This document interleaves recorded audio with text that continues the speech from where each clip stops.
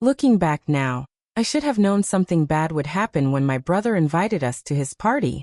My name is Diana Carter. Me and my husband Lucas took our kids on a long drive from Vermont to Riverside, Connecticut. 4 whole hours in the car. Lucas hummed along to old rock songs while he drove.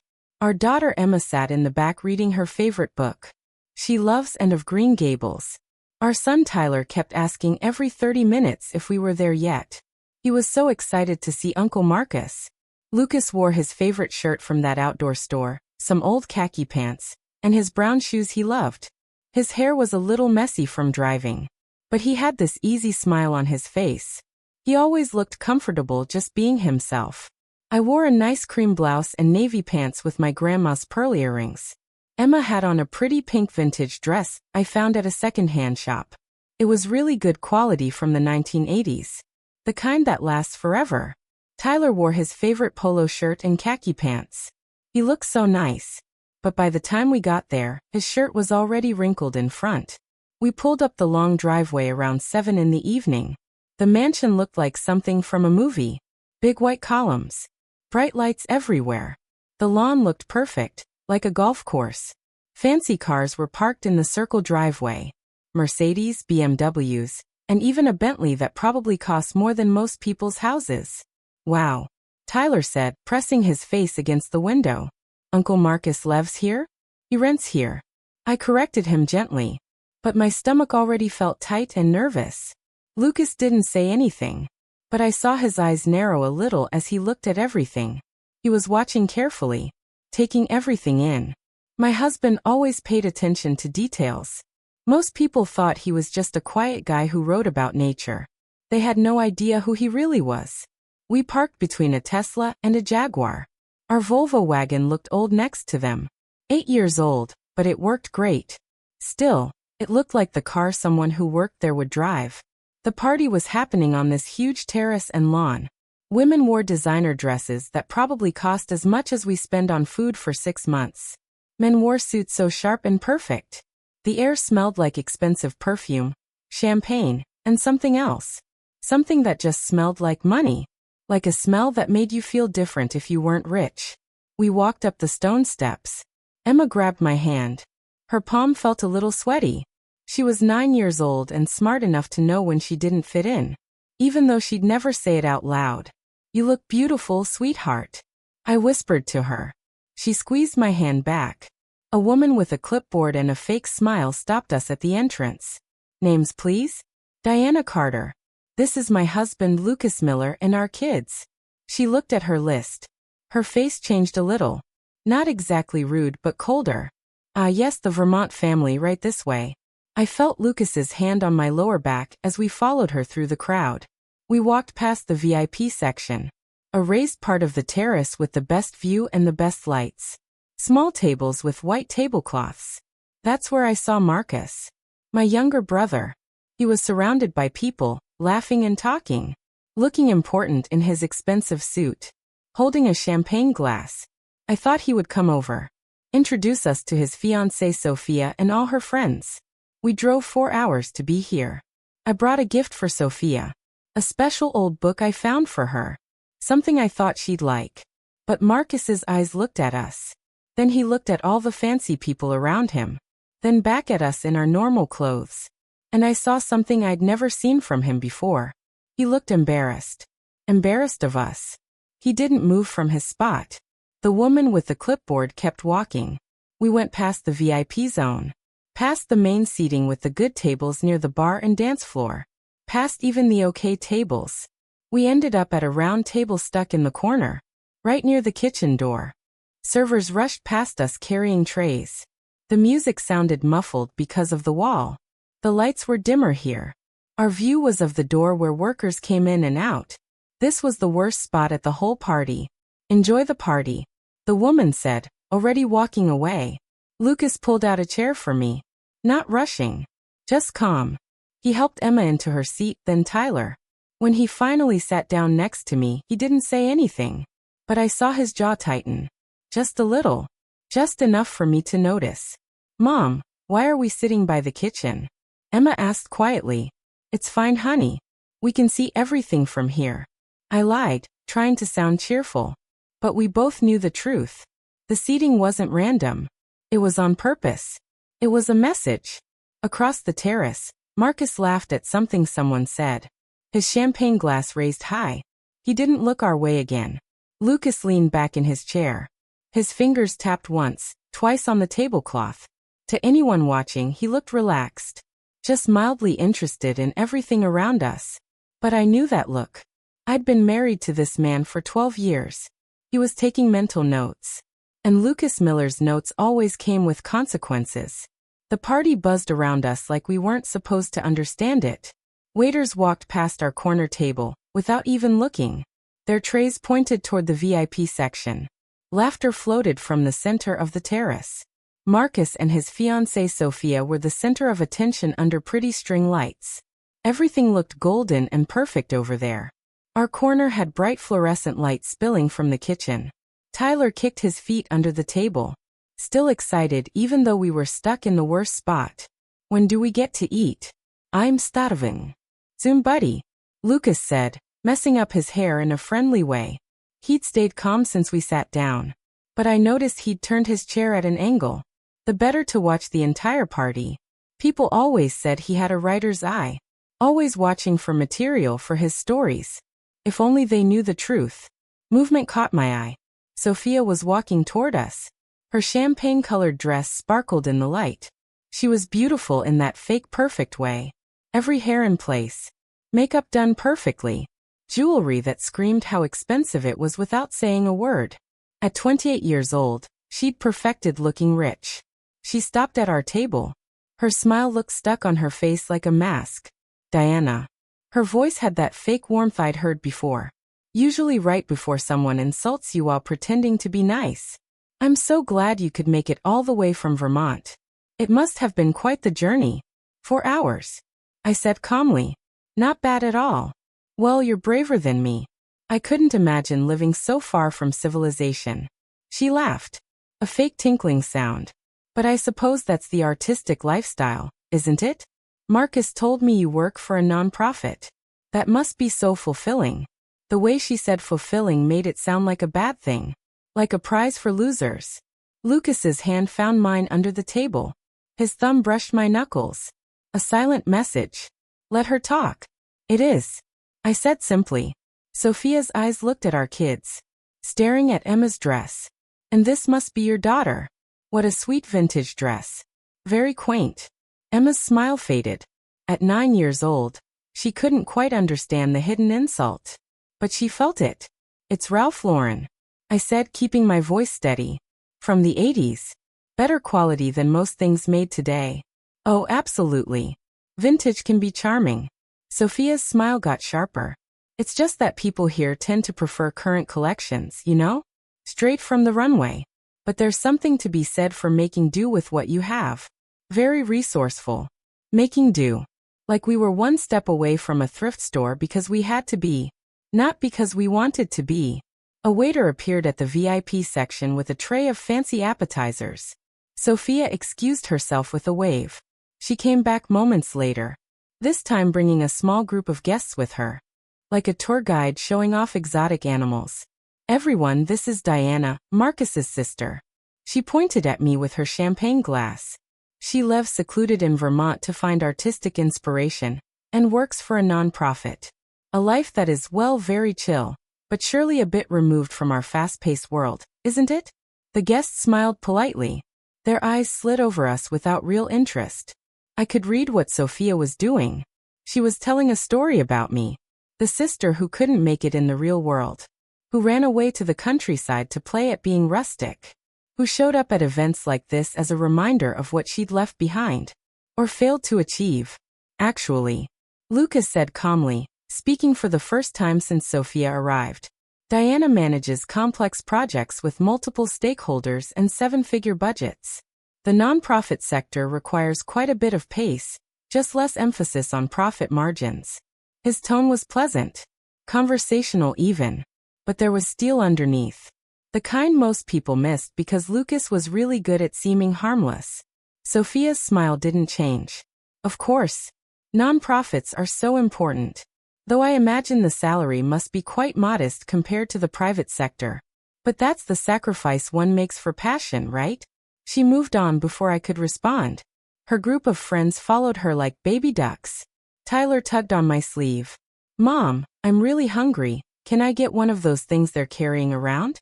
The food table had been set up near the VIP zone.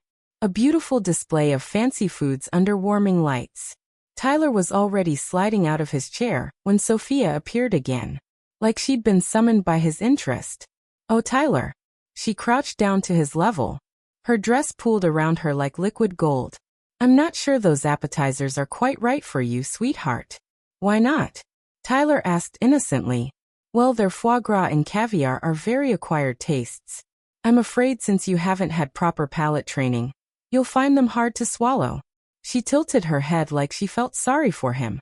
Tell you what, I'll have the kitchen make something friendlier for you. How about spaghetti? Or fried chicken? I'm sure you're more used to those at home. The hidden message hung in the air. Your family only knows fast food and simple food. You don't belong at this table. Literally or figuratively. Tyler looked confused. But I like trying new things. No need, Sophia. I stood up, placing my hand on Tyler's shoulder. My voice was quiet but firm. The children will sit here and eat with their parents. We teach our kids to experience everything. They don't need to be separated. For the first time, Sophia's smile cracked a little. I was only trying to help. We don't need help. I guided Tyler back to his chair. But thank you. Sophia straightened up. Her face cooling like ice. She glanced at Lucas. Maybe expecting him to contradict me. To apologize for his wife being stubborn. But Lucas just smiled blandly at her. The way he smiled at everyone. Pleasant, forgettable, completely unreadable. Suit yourself. Sophia said finally. Though I'd hate for the children to be uncomfortable. She swept away, leaving a trail of expensive perfume and unspoken judgment. The table fell silent. Emma picked at her napkin. Tyler's excitement had faded a lot. Across the terrace, Marcus stayed absorbed in his VIP bubble, laughing and toasting, completely unaware or choosing to ignore that his fiancée was treating his family like second-class citizens. Lucas leaned over to Tyler. Hey buddy, wanna know a secret? Tyler nodded. The best food at parties is always whatever you enjoy most. Doesn't matter if it's caviar or chicken fingers. If it makes you happy, it's the best. He winked. And between you and me, I'd take a good burger over fish eggs any day. Tyler giggled, some of his happiness returning. But I saw the way Lucas's eyes tracked Sophia across the terrace. The way his jaw set just slightly tighter. My husband was many things. Patient, observant, slow to anger. But he was also fiercely protective. And someone had just insulted his children. I had a feeling Sophia had no idea what she just set in motion. The party had reached its loudest point by 10 minutes to 8. But at our table, I was halfway through explaining to Tyler why he couldn't have a third appetizer when I noticed Emma's empty chair. My daughter had excused herself to the restroom 10 minutes ago. The knot in my stomach tightened. I stood up, looking through the crowd for her blonde head. Her vintage Ralph Lauren cardigan. The one I'd found at an estate sale. Perfect condition. Better quality than anything in Sophia's closet. Then I saw her. Emma was walking back toward our dark corner. But something was wrong. Her shoulders were hunched forward. Her arms wrapped around herself like she was trying to disappear. Even from here, I could see the redness around her eyes. The way she was blinking too fast. She slid into her chair without looking at me. Emma? I leaned closer, keeping my voice low. Honey, what happened? She shook her head. Her jaw clenched tight. That's when I knew it was bad. Emma didn't cry easily. She was too much like me, holding everything in until it cracked. Sweetheart, talk to me. Her voice came out strangled, barely above a whisper. Can we just go home? My heart broke. What happened? Some kids. She swallowed hard. There were these girls by the bathroom. They were maybe 12 or 13 and they pointed at my shoes. I looked down at her feet. The suede flats. Soft taupe color. Classic style. Worn but well maintained. I'd bought them at a vintage store in Vermont because they were real quality. The kind that lasts. They said. Emma's voice cracked. They said I was wearing poor person's shoes. They asked if we got them from a donation bin because they looked so old. The rage that flooded through me was instant and white-hot. My 9-year-old daughter. My sensitive, brilliant girl who reads 3 grades above her level. Who volunteers at the animal shelter every weekend. Mocked. For shoes. I reached for her hand. But before I could say anything I heard the click of heels on marble. Sophia appeared at our table like a shark smelling blood. "Oh dear, is everything all right?" Her voice dripped with fake concern. Loud enough to draw attention from nearby tables. Several guests turned to look. Champagne glasses pausing mid-sip. "We're fine," I said flatly. "Are you sure?" "Because Emma looks upset." Sophia tilted her head. Her face a practiced mask of sympathy. "Did something happen?" I opened my mouth.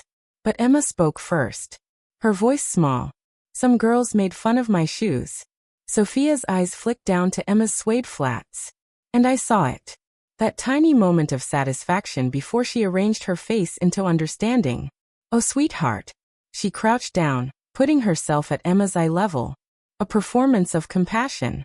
"You know, children here are raised differently. Their parents are business leaders, philanthropists. These kids are being groomed for Yale, for Harvard. They have very refined standards." My fingers curled into fists under the table. Sophia continued, her voice taking on a teaching tone. "Honestly, Diana, I've been worried about this. The children, they're not used to being in environments like this. Living so isolated up in Vermont, without regular exposure to proper social settings." She sighed, shaking her head. "It causes culture shock. They don't understand the expectations." The words hung in the air like poison. She wasn't defending Emma. She was defending the bullies. "Maybe next time?" Sophia said, standing and smoothing her dress. "You could prepare them better? Make sure their clothing is more appropriate for the occasion? It would save everyone the awkwardness." The crowd was watching now. I could feel their eyes on us. On my children. Judging. Sophia's message was crystal clear. "This is your fault, Diana. You brought your backwoods children to a place they don't belong. Dressed them like charity cases. And now everyone's uncomfortable." I was shaking. I wanted to scream. To tell her exactly what I thought of her and her refined standards. To drag her outside but I was frozen. Because Marcus was here somewhere in this crowd. And he's my brother. My only sibling. If I make a scene, if I cause chaos at his engagement party, I'll be the villain in this story. I stood up suddenly. My chair scraping against the floor. Sophia's smile widened. Victorious. She thought she'd won. Then Lucas stood. The change in him was immediate and terrifying. Gone was the gentle, soft-spoken man who spent dinner quietly eating pasta. The air around him seemed to drop 10 degrees. He stood to his full height, moving with controlled precision that made people step back without thinking. He didn't say a word. He simply stood there, one hand adjusting the button of his suit jacket that fit him perfectly, and the silence spread outward like ripples in water. Conversations died mid-sentence. Glasses stopped clinking. Lucas didn't look at Sophia. He looked at me. His blue eyes were calm, cold, and completely focused. There was a question in them. One we'd asked each other 1,000 times in our 17 years together. "Have you had enough?" It's the same look he gave me the day I told him about the harassment at my old job. The same look before he quietly made a phone call that resulted in my former boss being audited by the IRS. Lucas doesn't make threats.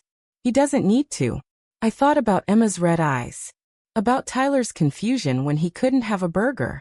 About being shoved into a dark corner, while Sophia parades around in a dress that costs more than our monthly grocery bill. I thought about my brother, who I drove 4 hours to celebrate, who hasn't once come to check on us. I looked at Lucas and nodded. The decision was made. Sophia's smile faltered as she realized something had shifted. She took a small step back, her eyes darting between us, suddenly uncertain. Lucas's expression didn't change. He reached down, helping Emma out of her chair with infinite gentleness, then did the same for Tyler. "We're leaving," I said, my voice steady now. And in that moment, with my husband's silent strength at my back and my children's hands in mine, I chose their dignity over my brother's party. I chose us. Several nearby conversations paused. I could feel the attention shifting toward us. The whispers starting. Sophia's uncertainty evaporated instantly, replaced by barely hidden triumph. She straightened, that big smile returning full force. You know what? I think that's probably the smartest decision you could make right now. Her voice carried loud enough for everyone to hear. This is my house after all. Mine and Marcus's. I have to maintain a certain image. For our business partners. Our investors. She emphasized those last words, letting them land like stones. My house. My house. My house. The claim hung in the air. Territorial and absolute. She wasn't just dismissing us. She was kicking us out. From her domain. Like we were trespassers who'd overstayed our welcome. I was gathering Emma's small purse when I caught it. A flicker of something on Lucas's face. Not anger. Not hurt. A smirk. It was gone in an instant. So quick I almost thought I imagined it. But I knew my husband. I'd seen that expression exactly 3 times in our marriage. Once before he negotiated a hostile takeover. Once before he systematically dismantled a competitor who tried to steal his entire executive team. And once before he outbid a Russian billionaire for a property in Manhattan, just to prove a point. It's the look of a man who's been handed exactly what he wanted. Diana? Diana? Marcus's voice cut through the murmur of the crowd. He was pushing through the guests. His face flushed and confused. His tie slightly loose. He looked tired. The kind of deep exhaustion that comes from trying to keep up appearances all night. What's going on? He reached our table. Eyes darting between me and Sophia. Why are you guys leaving already? Sophia immediately shifted gears. Her hand flying to her chest in fake innocence. Oh Marcus, honey, it's not, Diana said she wanted to leave. I think she's just not comfortable here. The vibe isn't really. She trailed off delicately, letting him fill in the blanks. The message was clear. Your sister doesn't fit in with our crowd. Marcus's face crumpled with guilt and confusion. Diana, I'm so sorry. I didn't mean for you to feel. He ran a hand through his hair, making it stand up in stressed peaks. Maybe you should take the kids back to the hotel? Let them rest? You must be tired from the drive and... He was apologizing. To me. For Sophia's behavior. And he had no idea. My brother, standing in this mansion's grand foyer, surrounded by crystal and marble and imported flowers, actually believed he lived here. Believed this was his home, his party, his life. He had no clue that every piece of furniture he was lounging on, every room he was hosting in, every inch of this partnership with Sophia existed because Lucas decided to be generous 3 years ago. Marcus thought he was the host, the master of the house. In reality, he was a tenant whose lease was about to expire. It's fine, Marcus, I said quietly, slipping my arm around Emma's shoulders. We'll get out of your way. No, it's not. He was flustered now, aware that people were watching, that this didn't look good. You came all this way. I wanted you to be here. Marcus, sweetheart. Sophia touched his arm. Her voice honey sweet. Let them go. Diana clearly wants to leave, and we have guests to attend to. The Castellanos were asking about the investment timeline. And she was steering him away, redirecting his attention like she always did. Marcus's shoulders sagged. He shot me one more apologetic look before allowing himself to be led back toward the center of the party, toward the lights and the laughter, and the people who mattered in Sophia's world. Lucas was silent beside me, helping Tyler into his jacket with careful movements. But I saw it again. That tiny quirk at the corner of his mouth when Sophia said, my house. Lucas? I murmured as we started toward the door. Not yet, he said softly. His voice was calm, almost pleasant. But there was something underneath it. Something that made the hair on the back of my neck stand up. We were almost to the foyer when Sophia's voice rang out behind us. Bright and fake. Drive safely. And Diana, maybe next time. Let us know if you need recommendations for the children's clothing. I know some wonderful boutiques that aren't too expensive. The laughter that followed was polite but present. Several guests were openly watching now, champagne glasses in hand, entertained by the drama. Emma's hand tightened in mine. Lucas stopped walking. He didn't turn around, didn't react visibly, but something shifted in the air. A change in pressure. like right before a thunderstorm breaks. He reached into his jacket pocket and pulled out his phone. The motion was casual, unhurried. He tapped the screen a few times, scrolling through something. Actually, he said, his voice carrying effortlessly across the marble foyer. Before we go, there's something I need to discuss with Marcus. The room went quiet. Sophia's smile froze. I'm sorry, what? Lucas finally turned, and the look on his face was pleasant. Professional. The expression of someone about to discuss a minor contract detail. Marcus? He called out. Could you come here for a moment? It's about the house. My brother emerged from the crowd again, now looking completely confused. The house? What about? The lease. Lucas said simply. I wanted to give you proper notice in person, since we're all here. Marcus blinked. Notice? What notice? And just like that, the trap sprang shut. The party noise seemed to fade into a dull hum as Lucas stepped forward. There was something different about him now. The quiet, friendly writer had vanished, replaced by someone who moved with the confidence of a man who'd spent decades in boardrooms where millions changed hands with a signature. Marcus? Lucas said, his voice low but carrying authority that made several nearby guests turn their heads. Do you remember the name of the parent company on the lease you signed? My brother blinked. Confusion replacing the embarrassment that had been written across his face moments before. What? Why would that matter right now? Just answer the question. Lucas said, his tone patient but firm. Marcus's forehead creased as he searched his memory. I think it's Ironwood Holdings?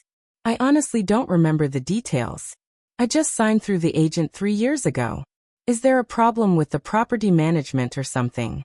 The corner of Lucas's mouth twitched. Not quite a smile, but close. He pulled out his phone with slow purpose. Scrolled for a moment. Then turned the screen toward Marcus.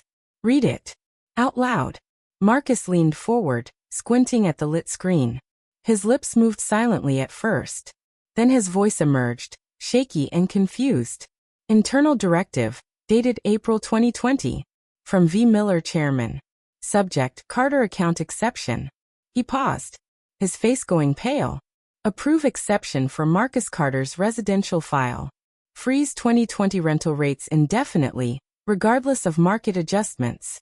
Any difference between frozen rate and current market value is to be accounted for in the chairman's family charity adjustment account. The silence that followed was absolute. Even the string quartet seemed to sense something huge happening, and let their music trail off. The terrace plunged into deadly stillness. I don't. Marcus's voice cracked. What does this mean? Sophia had gone completely still beside him, her champagne glass frozen halfway to her lips. I watched as understanding began to dawn on her face. Slowly at first, then all at once. Like watching ice crack across a frozen pond. It means, Lucas said, his voice carrying clearly across the suddenly quiet gathering, that the luxurious lifestyle you've been enjoying for the past 3 years has been subsidized. Heavily subsidized. The market rate for this property is currently $4,200 per month. You've been paying $2,800. The frozen 2020 rate. That's a difference of $1,400 per month. $16,800 per year. Over 3 years, that's $50,400 in effective charity. Marcus staggered backward as if he'd been physically struck. No, that's not. I can afford this place. I make good money. You make a good salary. Lucas corrected gently. But you're not rich, Marcus. You're what financial advisors call a Henry. High earner, not rich yet. You spend everything you make trying to maintain an image that's beyond your actual means. Without the subsidy, you couldn't afford this address. You certainly couldn't afford it while also funding those European vacations and luxury car lease, and the country club membership Sophia insisted on. I watched my brother's face crumble. Watched him realize that every dismissive comment Sophia had made about people who don't understand quality, every sneering remark about knowing your place in the world, all of it had been built on a foundation of charity. Charity from the man she'd been mocking all evening. Lucas turned to Sophia, whose face had transformed from its usual haughty composure into something raw and exposed. You're right about one thing, Sophia. Class cannot be faked. Real class isn't about designer labels or knowing which fork to use. or making sure everyone sees your expensive watch. Real class is about character. About how you treat people when you think they can't do anything for you.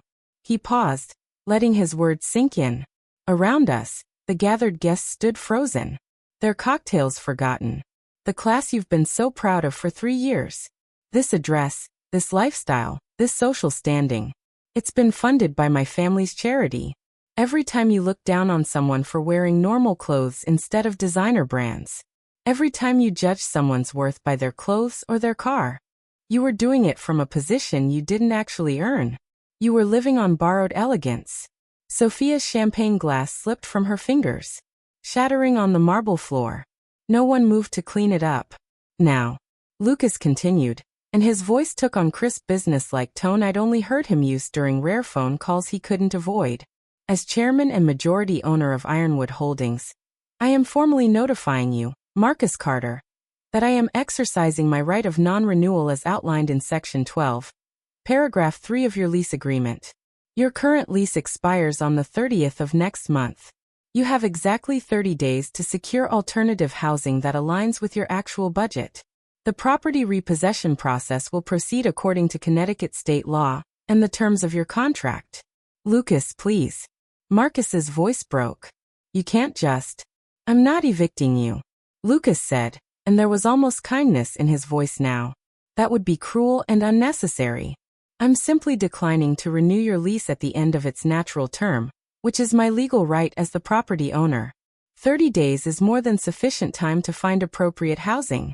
I'd suggest looking at the developments off Route 7. Nice places. Good schools nearby. Much more aligned with your actual income bracket. He slipped his phone back into his pocket. Those same khaki pockets Sophia had mocked earlier for being tragically suburban. And reached for my hand. As for the question of whose house this is, he said, glancing at Sophia with something that might have been pity. I think we've established that definitively. But don't worry, you have 30 days to enjoy it. I'd suggest you make the most of them. The crowd parted as we moved toward the door. Everyone suddenly very interested in their shoes or their drinks or anything other than meeting our eyes. I could feel their stares on our backs.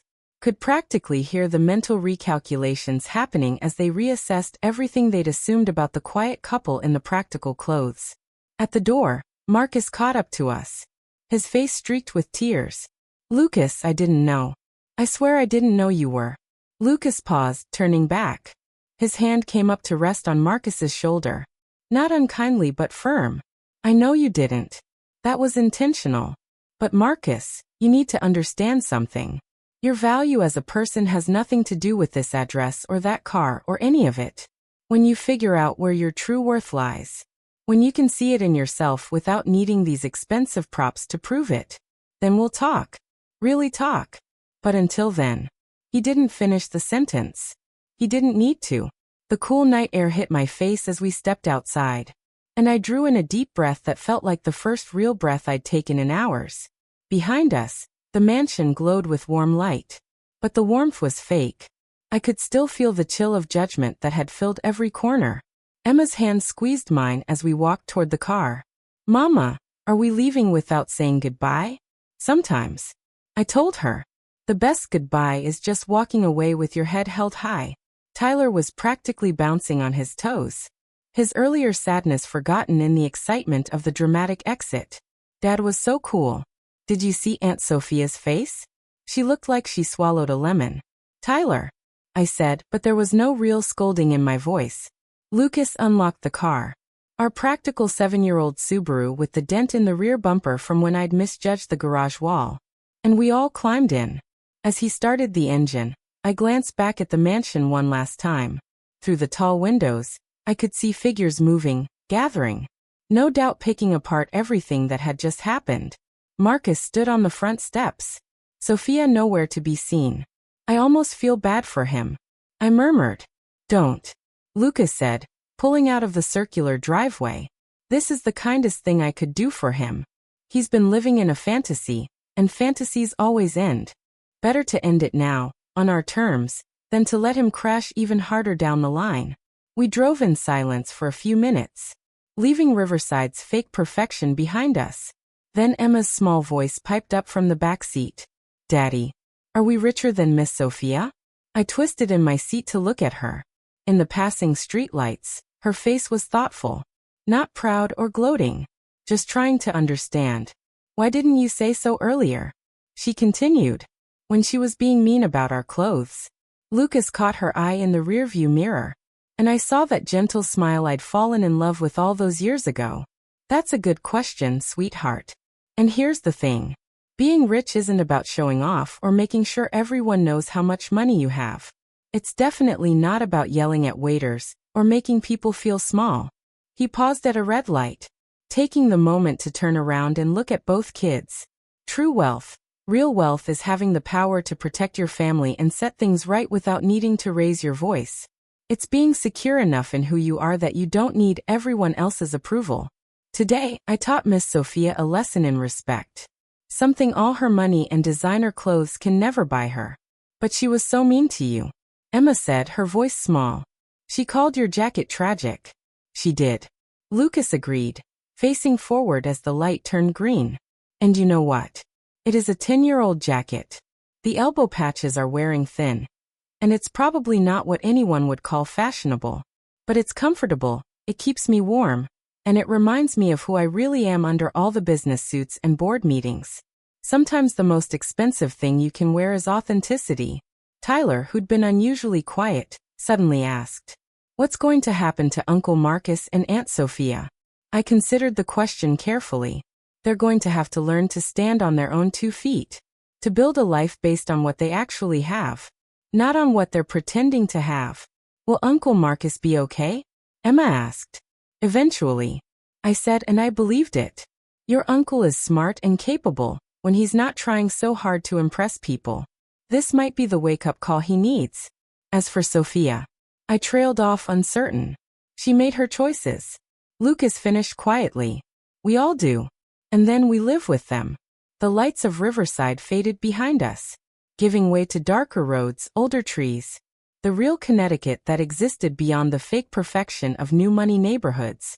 Our headlights carved a path through the darkness, leading us home. Not to a mansion that required a trust fund to maintain, but to our farmhouse in Vermont with its creaky floors and drafty windows. And garden where we grew actual vegetables. Emma yawned, her head drooping against Tyler's shoulder. In the rearview mirror, I watched my children settle into the comfortable silence of a car ride home. The drama already fading from their minds. They'd remember this night, I knew they would. But not as trauma. As a lesson. Lucas's hand found mine across the center console. His calloused writer's fingers intertwining with my own. We didn't need to say anything. We'd weathered the storm together. Protected our children. And walked away with our dignity intact. We hadn't won because we had more money. We'd won because we knew who we were. And no amount of judgment from people living beyond their means could change that. The car carried us forward into the peaceful night, leaving behind the glittering facade of borrowed elegance, heading towards something real.